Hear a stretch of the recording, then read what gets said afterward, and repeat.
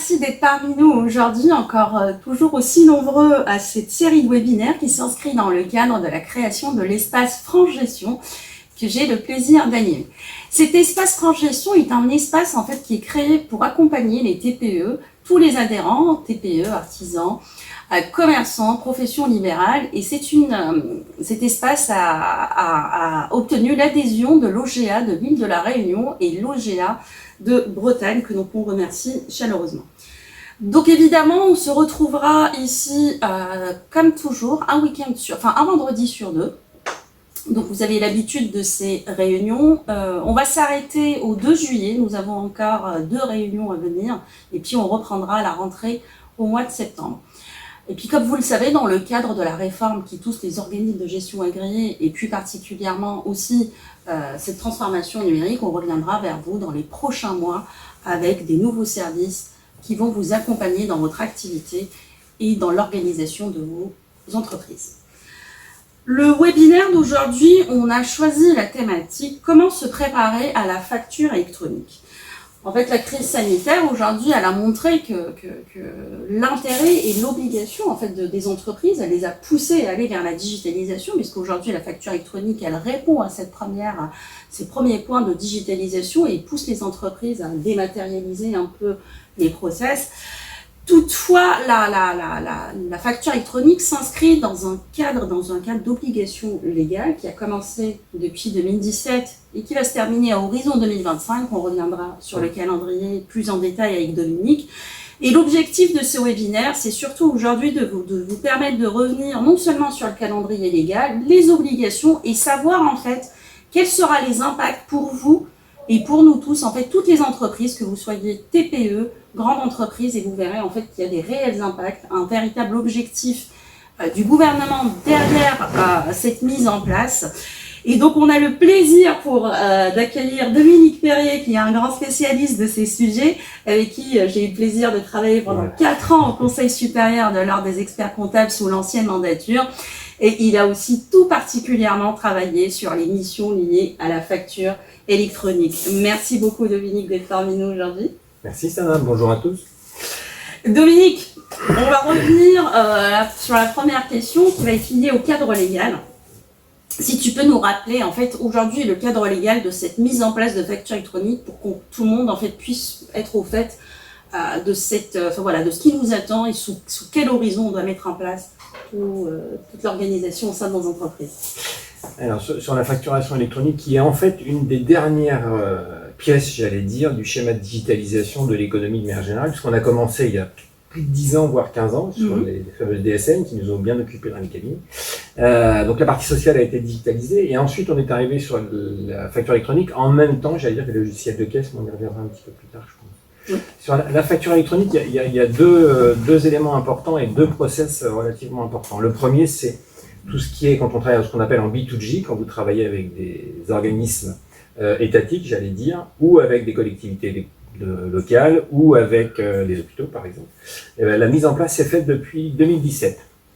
Et depuis le 1er janvier 2017 jusqu'au 1er janvier 2020, parce que ça a duré 3 ans, on est monté en puissance au fur et à mesure en fonction de la taille des entreprises, et comme toujours, on commence par les très grandes entreprises qui travaillent avec les administrations, donc le B2G, et qui devaient travailler en facturation électronique. 2018, 2019, pour qu'au 1er janvier 2020, toutes les entreprises qui travaillent avec le gouvernement, on va dire entre parenthèses, ont l'obligation d'émettre des factures au format électronique. Sur ce sujet-là, on est dans une modalité très particulière, puisqu'en fait, vous avez l'obligation en tant qu'entreprise de déposer des factures sur un portail qui s'appelle Chorus Pro. Ceux qui l'utilisent le connaissent forcément, et qui est un concentrateur de factures. Et l'avantage qu'on a avec ce portail-là, c'est qu'on peut déposer des factures même non électroniques, puisque le fait de les déposer sur ce portail, elles deviennent électroniques. On reviendra peut-être un peu là-dessus. Après, le sujet suivant, c'est la partie B2B, qui était déjà prévue depuis quelques années et qui vient de s'accélérer. Et ça va démarrer au 1er janvier 2023, le 1er janvier 2024 et le 1er janvier 2025. Ce que tu disais, ça là, c'est qu'en 2025, tout le monde sera concerné par la facturation électronique. On parle bien d'un schéma qui est le B2B pour les structures soumises à TVA. D'accord. Donc, entreprises non soumises à TVA, non soumises à l'obligation de facture électronique. En tout cas, aujourd'hui. Aujourd'hui. Voilà. Et dans le modèle et dans les choses qui se mettent en place, la facturation électronique, et je vais le dire maintenant comme ça ce sera fait, c'est pas une facture numérique. Tu as évoqué tout à l'heure la fameuse... C'est pas un PDF. Exactement. On vient de passer 2 années formidables, on va dire. Ça dépend à quel sujet, mais on a découvert plein de choses et on a surtout découvert que nos entreprises étaient capables de bouger très vite. Et heureusement, sinon les confinements auraient été une catastrophe, pire que ce que ça a été en termes économiques. Donc les entreprises se sont mises à nous transmettre, à nous, Kelly, des factures au format PDF. C'est pas du format électronique. PDF, c'est un document, mais il n'a pas de valeur fiscale en soi. Il a une valeur juridique, ça c'est pas un débat, mais la valeur fiscale est le vrai sujet. D'où les fameux textes qui ont été votés il y a 1 an et il y a un peu plus de 6 mois, qui font qu'on va passer en facture électronique. Alors une facture électronique, c'est quoi? Parce qu'à un moment donné, il faut quand même le dire, Ah oui. Ça peut être intéressant. C'est un document qui est créé, transmis, conservé et archivé sous une forme électronique. Il est natif électronique dès le début. Ce qui fait que si je l'imprime, Et que tu le rescannes, ce n'est c'est plus une facture électronique. Non, je te confirme. Je te confirme. Ça reste dans ce cas-là un document PDF, donc un document numérique. Donc ce n'est pas une facture électronique. Et le vrai sujet concernant la facturation électronique et ce qui intéresse l'État, sachant que ce n'est pas une problématique franco-française, j'ai omis de le dire, mais c'est quand même un sujet mondial, traité en Europe, et c'est ce qu'on fait en France, c'est l'application de directives européennes sur la facturation électronique. On n'est pas des uberlus qui vont avancer plus vite que les autres. Preuve en est, c'est qu'on est plutôt, pas en retard, mais pas dans les premiers. Et pour le coup, l'intérêt des gouvernements de la facturation électronique, et on l'a vu dans certains États, premièrement, c'est de fluidifier, tu l'as dit, et digitaliser l'économie, ce qui est plutôt un sujet assez extraordinaire, moi je trouve. Deuxième élément, c'est de... comment je vais dire, limiter la casse. La fraude. Voilà, La fraude. Exactement, limiter la fraude en ayant sous-jacent, pour Bercy, puisqu'on va le nommer, d'arriver à établir des déclarations de TVA pré-remplies. C'est un vœu ambitieux, mais quand on voit ce qui s'est passé, je parlais de la DSN tout à l'heure, quand on voit ce qui s'est passé sur les déclarations de revenus et le prélèvement à la source, on a tous dit que ça allait être un gros bazar et que ça ne fonctionnerait pas. Bon, Sauf que ça fonctionne. Eh ben, en 2 ans, ça fonctionne et ça fonctionne plutôt très bien. Donc, les gouvernements se disent, ça marche pour l'IRPP, pourquoi ça ne marcherait pas pour la TVA? Sachant que les tests ont été faits dans certains pays frontaliers, si on prend l'Italie, si on prend l'Espagne, le Portugal, ça marche.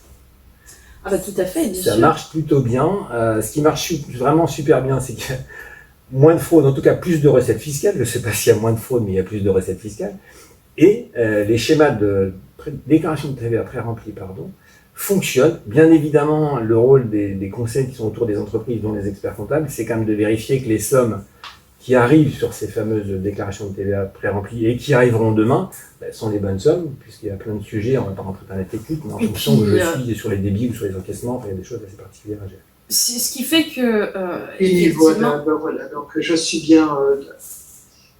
Ce qui fait que effectivement aujourd'hui, quand tu parles de facture électronique, de lutter contre la fraude, on sait que le gouvernement l'a fait pour un certain nombre d'objectifs, donc digitalisation, réduire les coûts, faciliter les paiements entre les entreprises, et la partie fraude, et puis pour remplir la TVA automatiquement. Comment se passe en fait cette possibilité de remplir la TVA? Parce que du coup, ok, je fais de la facture électronique, et on est en train de parler du coup de transmission automatique de données à l'administration fiscale.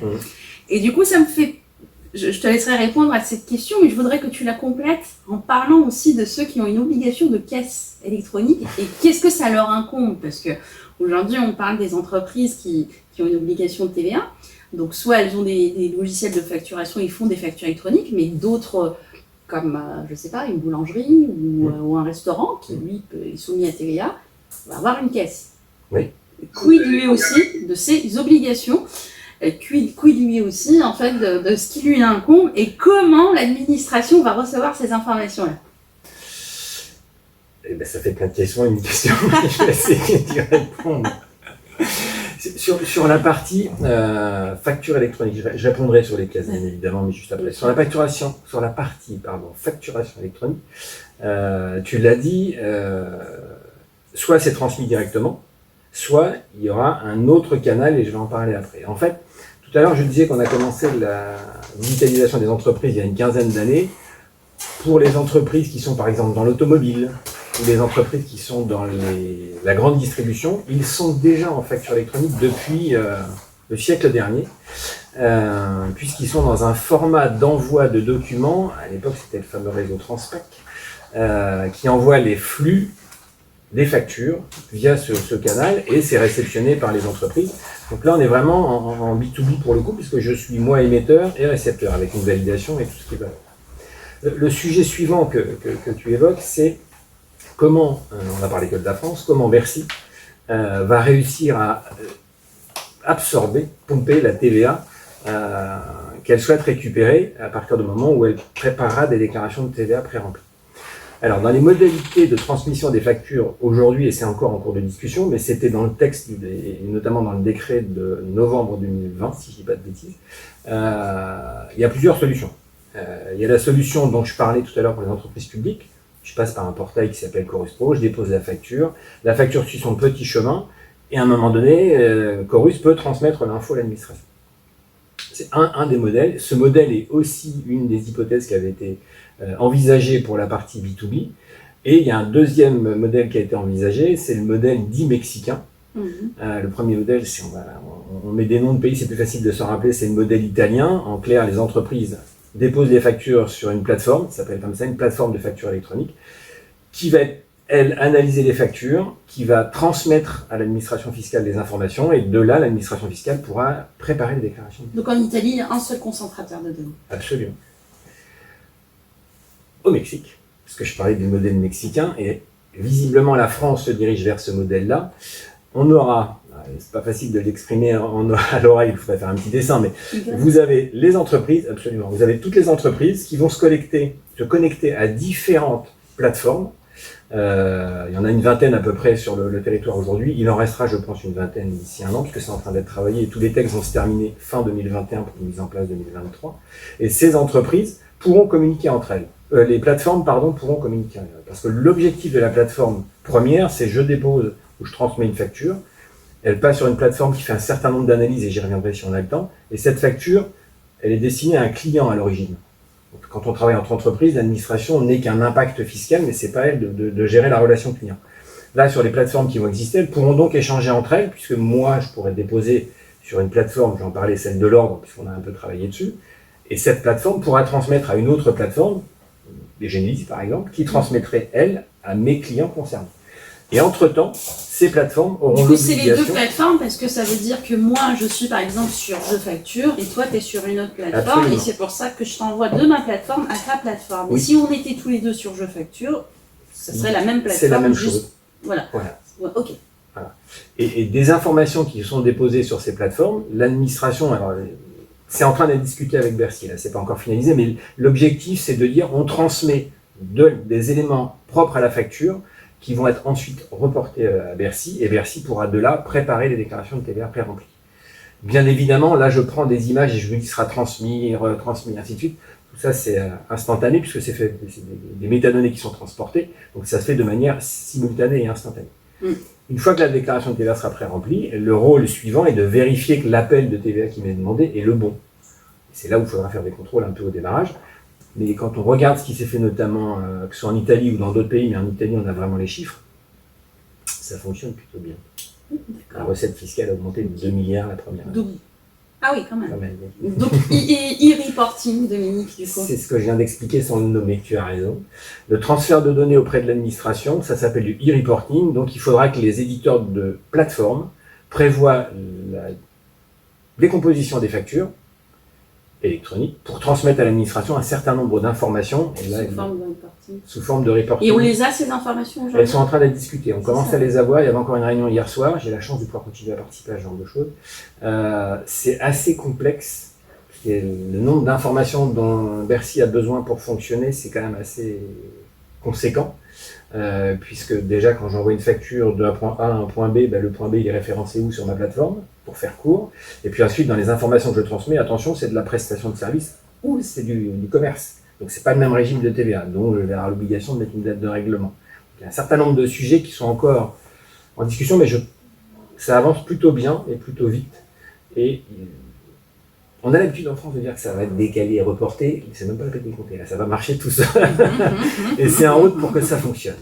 Oui, en gros, la technologie en fait, qui est utilisée aujourd'hui pour tout ce qui est facture électronique permet, vu que ce sont des métadonnées, permet de les envoyer de manière automatique à l'administration fiscale pour pré-remplir les TVA pour le compte des entreprises. Mais évidemment, il y aura toujours un rôle de contrôle, que ce soit par les OGA ou par les experts comptables, ou les deux. Il y aura toujours un rôle de contrôle sur cette TVA qui a été déclarée, parce qu'on n'est pas à l'abri d'erreurs au début. Ou voilà, ou même après, ouais, comme tu dis, effectivement, il peut y on avoir va pas... des erreurs de saisie, des erreurs de transfert, il faut surveiller. Et du coup, la caisse, Dominique, le logiciel de caisse. Puisqu'on parle de logiciel de caisse, on sait que dans l'inconscient, en fait, j'ai l'impression que la caisse, c'est pas la facture, enfin, ça n'a rien à voir avec la facture Je suis électronique. d'accord avec toi, ça n'a rien à voir. Mais alors, est-ce que les obligations aussi seraient les mêmes ou pas? Si on reprend encore sur un format de schéma, globalement, les administrations françaises ont réussi à collecter la partie sociale, ça fonctionne plutôt bien. On a un peu bavé, mais ça fonctionne bien. Là, on est en train de travailler sur la partie fiscale TVA du B2B. On a travaillé sur du B2B, oui, pardon. On a bien travaillé sur le B2G aussi. Il reste la partie que tu évoques, c'est le B2C. Ouais. Et le B2C, c'est les fameuses caisses.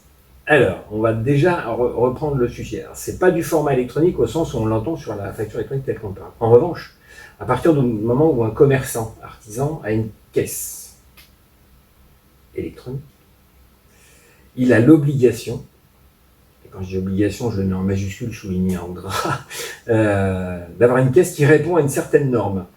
Soit la LNE, soit la norme 900 et quelques, j'ai plus le chiffre précis, mais c'est très très calé et très précis. Et si jamais la caisse qu'un artisan ou commerçant possède depuis le 1er janvier 2017, non 18, j'aurais dit, mais aujourd'hui c'est pas grave, faut le faire de toute façon. Ouais. Si vous avez une caisse enregistreuse, elle doit répondre à cette norme, forcément. Si c'est pas le cas, c'est 7 500 € par année.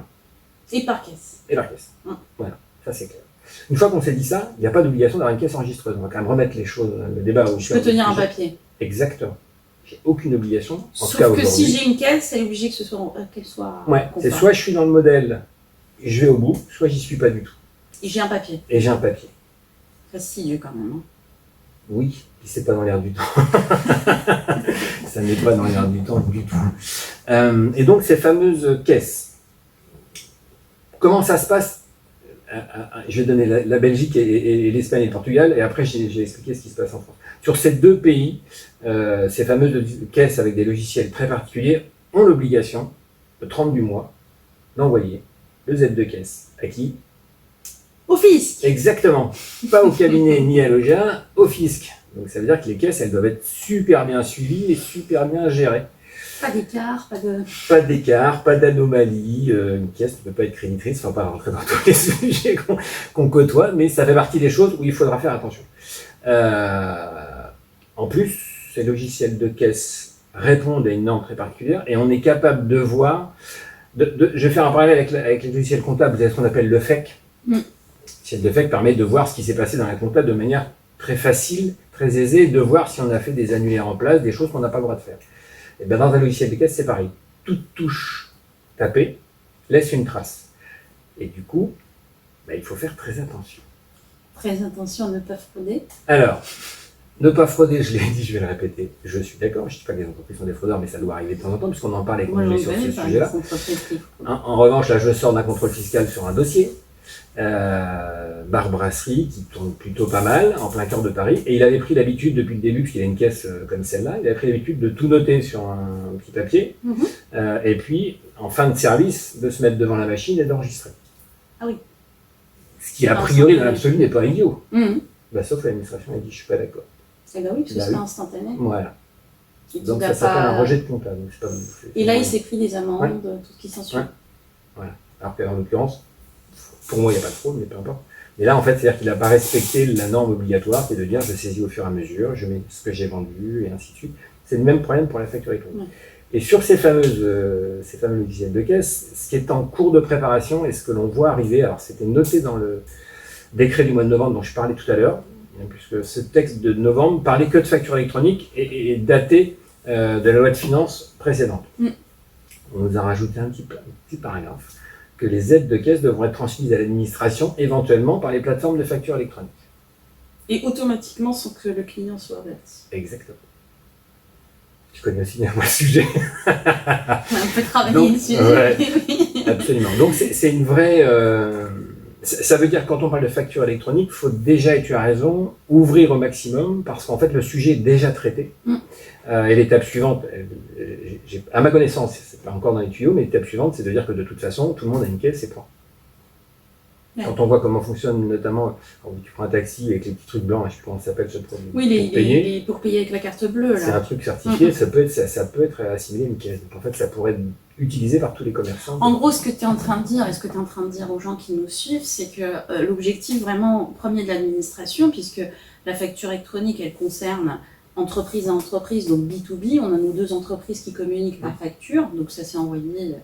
Et puis, quand on s'adresse aux petits consommateurs, c'est les logiciels de caisse, c'est les restaurants, c'est les taxis. En gros, l'administration, elle verrouille tout. Son objectif, c'est à 2025 de tout verrouiller, toute l'assiette fiscale. Et surtout, en fait, l'idée aussi, c'est pourquoi on a voulu aussi faire ce webinaire, c'est aussi d'alerter en fait nos clients, parce que du coup, une erreur serait quasi impardonnable à ce moment-là. Parce que si on fait une erreur qui génère en fait une imposition ou quelque chose comme ça peut être dramatique. Alors qu'aujourd'hui, on a le regard des OGA, des experts comptables avant de faire les déclarations, on a des regards externes. Et là, oui, voilà, tout va être verrouillé. Ce qui est plutôt pas mal, en fait, moi je trouve que d'un point de vue, puisque pour les entreprises, on peut le prendre d'un point de vue positif en se disant, c'est pré-rempli, j'ai plus à faire, il n'y a plus qu'à contrôler. Et donc, du coup, mes conseils n'auront plus à faire cette partie-là, ils pourront aller un peu plus loin, du coup, conseiller sur autre chose. Point positif, mais n'empêche, je suis quand même bien verrouillée. Oui, mais tu as raison. Forcément, ça va être verrouillé. Et tu le soulèves bien. Est-ce que c'est grave? À mon sens, c'est pas grave. De toute façon, on se fait rattraper par la patrouille régulièrement quand il y a des soucis. Donc, si on peut se soulager de toute cette partie-là, qui est une partie, de mon point de vue, lassante d'un point de vue administratif, et qu'on peut aider et accompagner les entreprises sur d'autres sujets, je pense qu'on aura un intérêt. Et puis d'un côté, quelque part, j'ai même limite envie de dire que ça sécurise aussi les entreprises, parce que du coup, il n'y a plus d'oubli, il n'y aura plus à terme d'erreurs, parce que c'est pas qu'une question de fraude, on sait très bien que on a des clients, c'est juste de la méconnaissance et des erreurs. Et donc du coup, ça permet aussi évidemment de tout sécuriser, tout en allant sur des nouveaux principes. En tout cas, merci Dominique. Et concrètement, comment tu as parlé tout à l'heure des formats, comment du coup une entreprise, moi j'ai mon entreprise, j'utilise un logiciel de facturation qui est conforme, totalement conforme à ce qu'il faut, mais il ne produit pas de la facture électronique.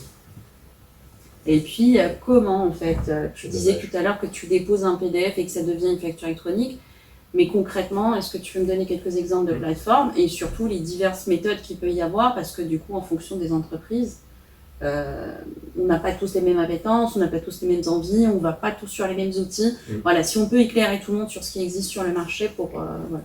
Tout à fait. Alors, on l'a dit et on va insister dessus, c'est une facture électronique et non pas numérique. Je suis désolé d'être lourd avec ça, mais c'est hyper important parce qu'il ne faut pas se tromper sur les modalités. Déjà, les formats de facture électronique, il y en a au moins 3. Je parlais tout à l'heure des concessions automobiles, par exemple, enfin, du monde de l'automobile, du monde de la grande distrib. Ils sont déjà dans la facturation électronique et ça s'appelle des formats EDI. Qu'on connaît bien, notamment nous, professionnels, et les OGA également, sur la partie transmission des fiscales, des SN, et puis TVA et ce genre de choses. Donc ça, c'est un format qui existe déjà. C'est plutôt pour les grosses structures et pour les grosses plateformes.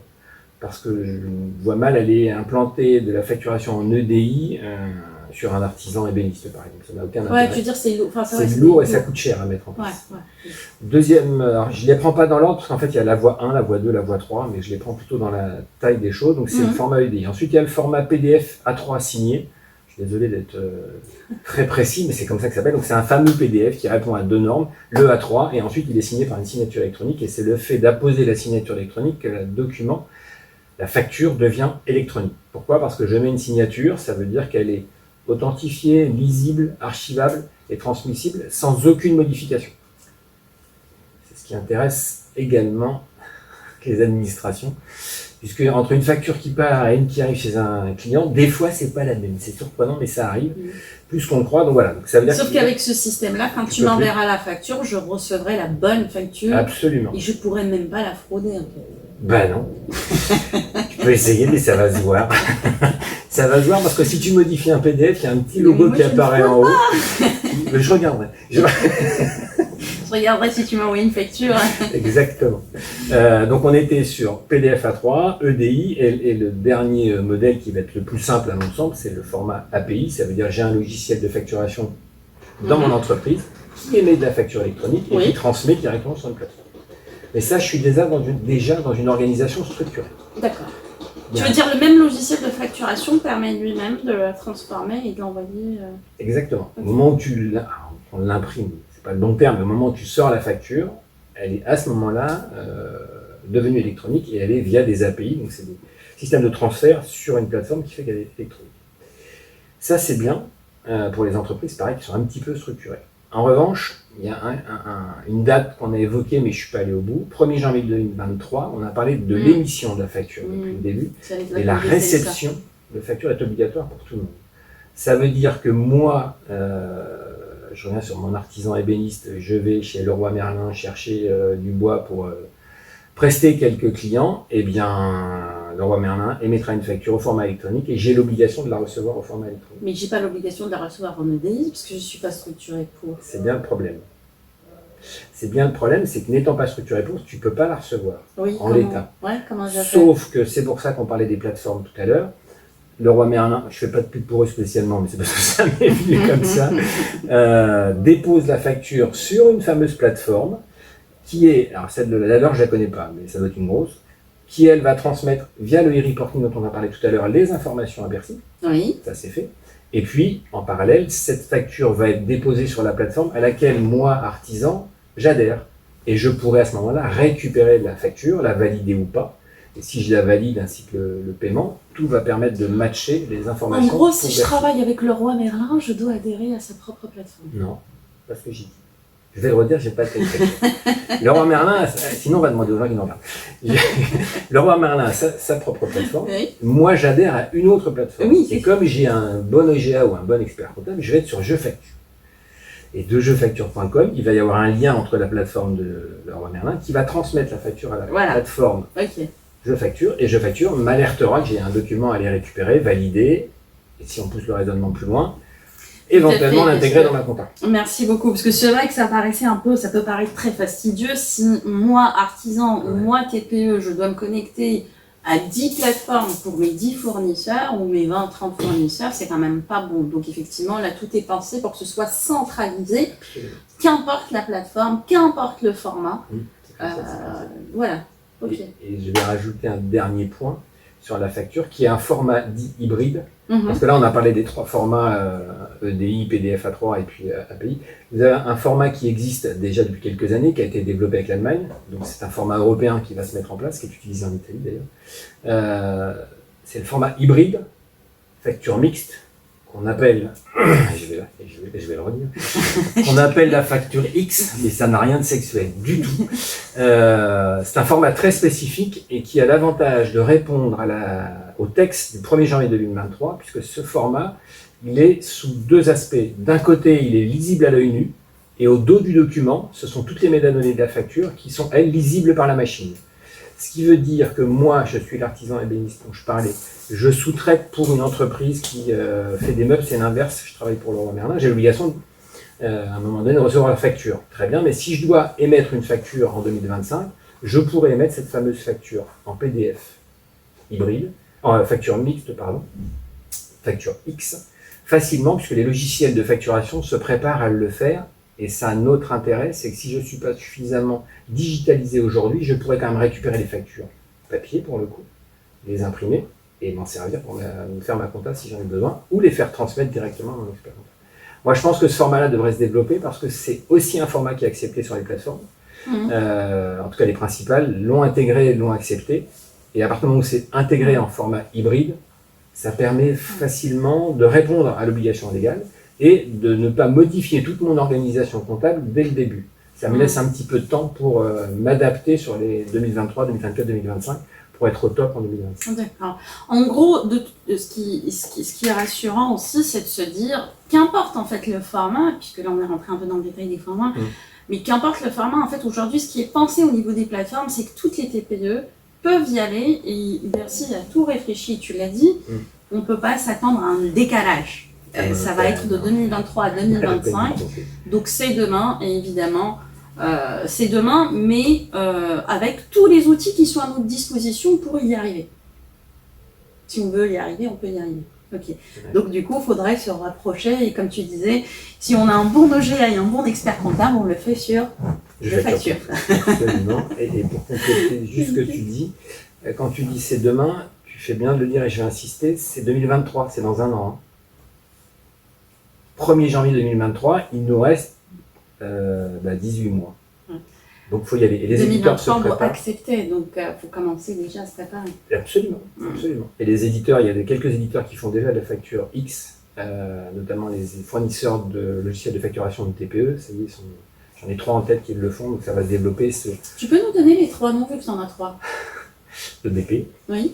Sedge en a lancé un qui va sortir là, et le 3e c'est Netexcom qui le fait également à la rentrée de septembre, si je ne dis pas de bêtises. Et ça va se développer puisqu'ils annoncent tous pour la rentrée 2022 la mise en place de ces facturations. L'avantage pour les gens et les entreprises qui ont déjà des logiciels de facturation, ça sera juste une mise à jour. C'est pas un truc de dingue, je ne suis pas obligé de tout changer, tout rechanger, ainsi de suite. D'accord, ouais, ça ne va pas changer l'univers dans lequel je travaille. Merci beaucoup Dominique, on a tenu les 30 minutes, merci beaucoup pour tes éclaircissements qui ont été très clairs, très pédagogues. Laurent, je ne sais pas si on a des questions d'internautes, je te vois acquiescer, c'est qu'il y en a beaucoup. Il y en a trois principalement. Première question, en matière de facture électronique, est-ce que les auto-entrepreneurs micro sont exonérés de cette obligation? Alors, ils le sont indirectement puisqu'ils sont hors champ de TVA au démarrage. Voilà. Entre autres. Entre autres. Ouais, mais certains micros sont malgré tout. C'est pour ça que je répondais sur auto-entrepreneur. Je suis tout à fait d'accord. Ouais. Donc il faut. Dans la question, si je comprends bien, il y a 2 questions, c'est micro en dessous des seuils, micro au-dessus des seuils. Voilà. Donc en fait, l'obligation, elle est au-dessus des seuils, bien évidemment.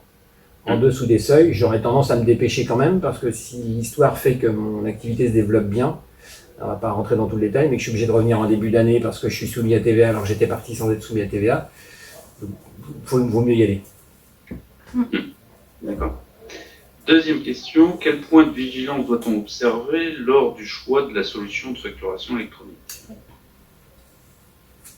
Alors, ça c'est une grande question. Moi j'ai tendance à dire, compte tenu de la clientèle des TPE à laquelle on s'adresse aujourd'hui, de bien vérifier que le logiciel a une mise à jour possible pour la facture X. Je pense que ce sera le format général demain. Donc si c'est le cas, c'est pas très compliqué, c'est une mise à jour à mettre en place. En revanche, on ne l'a pas dit, mais il faut être très prudent. Les factures sur Excel, je rappelle que c'est quand même pas très autorisé. Parce qu'il y a un sujet que j'ai pas évoqué parce qu'on n'a pas le temps, mais ça s'appelle la PAF, la piste de dict fiable.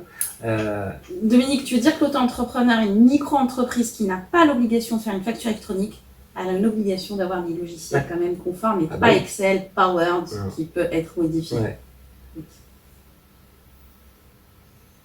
D'accord. Et dernière petite question, avez-vous des retours de TPE d'utilisateurs de Chorus Pro? Oui. J'ai répondu, oui. Oui, Merci Dominique. J'en prie. Si vous avez d'autres questions, je serai toujours là. Non, plus sérieusement. Oui, on a eu des retours et la mise en place a été compliquée. On va se dire les choses très, très clairement. En revanche, une fois que c'est mis en place et que toute la chaîne fonctionne, ça marche plutôt bien. plutôt bien. Et la montée en puissance se fait depuis 2 ans sur Chorus Pro pour la TPE. Ça s'est accéléré de manière très importante sur les 6 derniers mois. Donc maintenant, c'est un sujet qui est, ça marche. C'était fastidieux au départ de s'inscrire. C'était très long de s'inscrire. Et en plus, les SIE n'étaient pas forcément au courant partout. Enfin, il y a des gros problèmes de communication, non pas informatique, mais humaine. Ce qui fait qu'il fallait quand même envoyer la facture par courrier pour être sûr d'être réglé. Alors que la règle de base, c'était de dire si vous la déposez pas sur Chorus, vous ne serez pas réglé. Voilà. Et donc, bon retour d'expérience. Voilà. Et toute dernière petite question là, qui vient tout juste d'arriver, comment on gère lorsqu'on a des factures à la fois B2B et B2C? On a les deux régimes. On a les bons régimes parce qu'en B2B, j'ai l'obligation de faire de la facture électronique et en B2C, j'ai pas l'obligation. Aujourd'hui. Après, par souci de simplification, j'aurais tendance moi, j'aurais fait une facture électronique. Ah ben moi, je passerai en facture électronique partout. Hein. Mais il n'y a pas, en l'état, c'est la dernière étape après les fameuses caisses dont on parlait tout à l'heure. Mais on l'a vu, on va revenir sur le Robert là, parce que j'ai toujours en tête, je ne sais pas pourquoi. Mais ils ont eu, mais Métro a eu la même chose. Ils ont eu 2 types de caisses au démarrage. Ils avaient les logiciels qui répondaient à l'obligation pour les entreprises avec émission de facture. Donc là, ils rentrent dans le schéma facture électronique. Et ils avaient les caisses enregistreuses où on passait et payait en tant que consommateur final. Donc on a les 2 modèles qui se superposent sur le sujet. Oui, après, l'exemple dont parle Laurent, si c'est une TPE, c'est fastidieux d'avoir 2 systèmes, et je te rejoins, il faut mieux avoir un seul. Mais quand on est dans le cadre d'aussi grosses entreprises, Métro, Leroy Merlin, évidemment, ils n'ont aucun problème à avoir gérer 2 systèmes à la fois. Oui, tout à fait. Et quand on s'adresse à des TPE, il faut aussi être un peu pragmatique et se dire je vais perdre du temps à faire 2 outils. Pourtant, le coût, tiens, on n'a pas parlé du coût C'est négligeable. Ça coûte moins cher que d'imprimer et d'envoyer par la poste. Voilà. C'est quelques centimes, il me semble, Oui, la c'est facture. pour ça que c'est moins cher que la poste. Je ne vais pas donner de chiffres. Ouais, je me rappelle plus. Non, Et comme il ne veut pas m'aider. Non, j'ai pas envie. Non, mais dans le coup dont tu Sympa, parles. les collègues. Bah oui, c'est pour ça. Dans le coût actuel aujourd'hui d'une facture, je vais donner 2 chiffres quand même. Le coût actuel de traitement d'une facture, c'est 21 €. C'est pas moi qui le dis, c'est des études qui ont été faites il y a quelques années. Quand on a un modèle papier, quand vous passez en format électronique, on est globalement à moins de 3 €. Et dans les 3 €, il y a l'archivage sur 10 ans. Donc on n'a pas parlé. Puis il y a la transmission de mail et tout ça, exactement, dans les 3 €. On a l'impression qu'il y a un surcoût quand on met en place la facture électronique. Mais en fait, c'est tous les coûts cachés qu'on ne voyait pas sur la facture papier. L'imprimante, les feuilles, les timbres, l'enveloppe, le temps passé à les imprimer, à les mettre sous pli, à gérer l'encaissement. Tous ces coûts-là vont disparaître à terme. Après, pour revenir sur la question, je suis entreprise TPE, je travaille avec des entreprises et avec des clients privés. De toute façon, si je suis une entreprise et que je travaille avec des clients privés, je suis obligé. J'émets une facture, notamment pour une problématique de garantie de temps en temps, autant que ce soit une facture électronique, puisque mon logiciel me permettra de le faire. Et je reviens sur le fameux format Facture X. Ça n'a pas de coût, c'est le même modèle, donc autant le faire directement. Merci. Merci beaucoup Laurent. Merci à tous de nous avoir suivis. Merci Dominique pour Je t'en prie, merci de m'avoir invité. un grand merci à toi pour tous ces éclaircissements qui ont été top. Je vous retrouve moi dans 2 semaines pour parler de RSE, la responsabilité sociale et économique en fait pour les TPE, et expliquer que ce n'est pas un sujet de grandes entreprises et comment aujourd'hui les TPE peuvent aussi travailler sur cette partie-là sans que ce soit un grand coût, sans que ce soit réservé qu'aux grandes entreprises, et quels sont les bénéfices qu'elles peuvent en tirer en termes de nouvelle clientèle, chiffre d'affaires et tout ça. Et donc on aura l'occasion de recevoir Oriane Champon dans 2 semaines et je vous dis à très bientôt.